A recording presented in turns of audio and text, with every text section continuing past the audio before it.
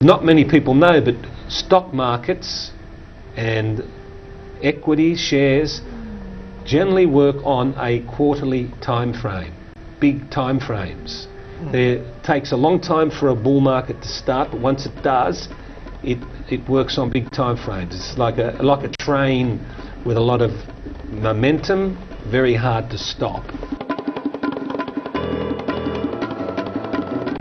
ทีนี้ผมอยากจะถามเขานิดนึงคือมันจะมีตัวที่ทำให้เราหลงแล้วก็เราสามารถที่จะสังเกตได้เช่น overlap อันนั้นคือ1อันอย่างอื่นเราสามารถที่จะดูได้ไหมฮะลองมันจะมีหลักการ1 2 3 4ไง The statistics of trading, not necessarily investing, but the statistics of trading are pretty harsh in that 95% of people lose money. 95. 5% make really good money is because they're taking the money from the 95% of people, basically. So what I try and do with all of this is to create a method that puts you in that 5%. Right? To be in that 5% isn't easy. Psychologically, when the market is falling and you're looking to buy, not an easy thing for a lot of people to do. Or when the market's falling and we start to rally back up, to sell it, again, not an easy thing for people to do.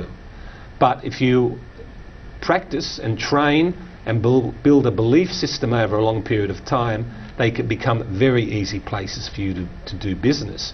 Is because you know it works, you know it has an edge, and you know the probabilities of you making money. So they're very important. Now I will look at the structures very quickly with you. So when you're looking at that, I can see what the majority are looking at, and I say to myself, the majority generally loses. All right. So to answer your question earlier, when the market goes up, people look at this as what? What is the definition of an uptrend?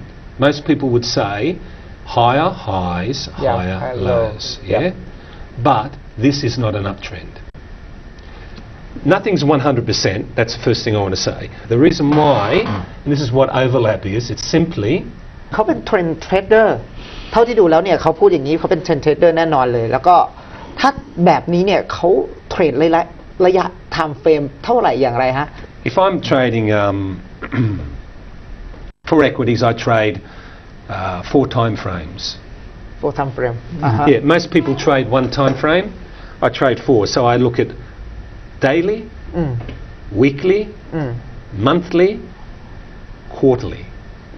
Because how price works, it works, I call it the flow of price. So basically, the big time frames, like quarterlies, monthlies, and to a lesser extent weeklies, they control the small time frames.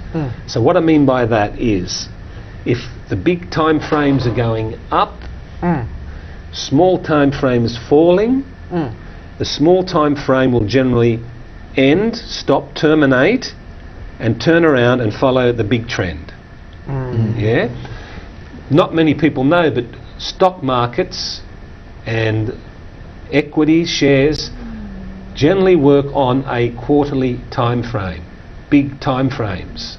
It takes a long time for a bull market to start, but once it does, it works on big time frames. It's like a train with a lot of momentum, very hard to stop.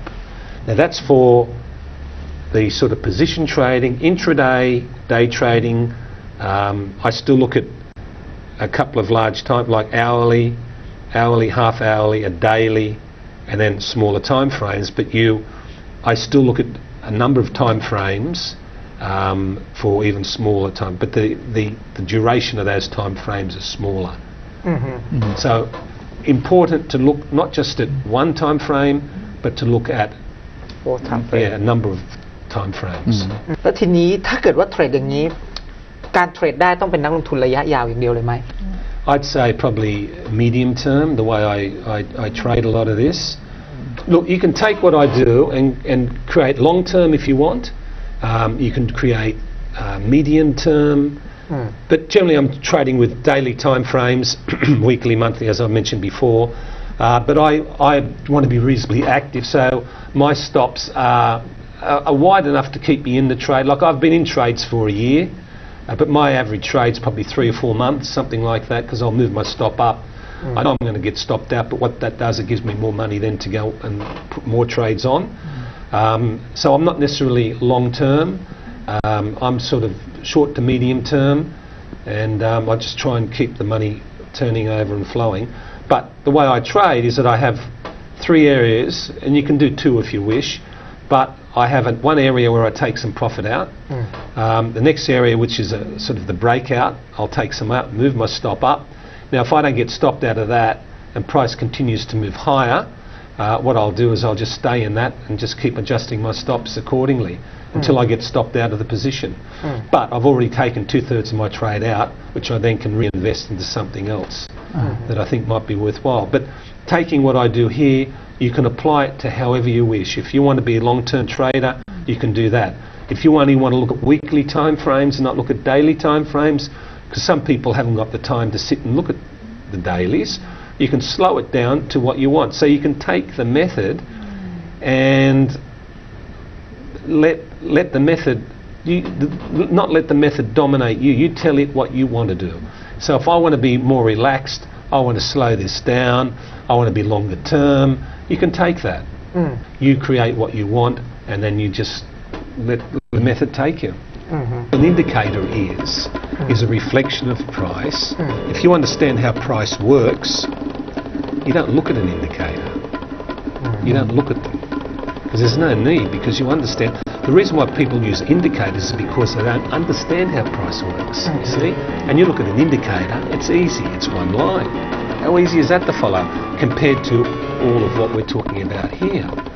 But to be a professional trader, to be successful at trading, you have to understand the principles of how price works.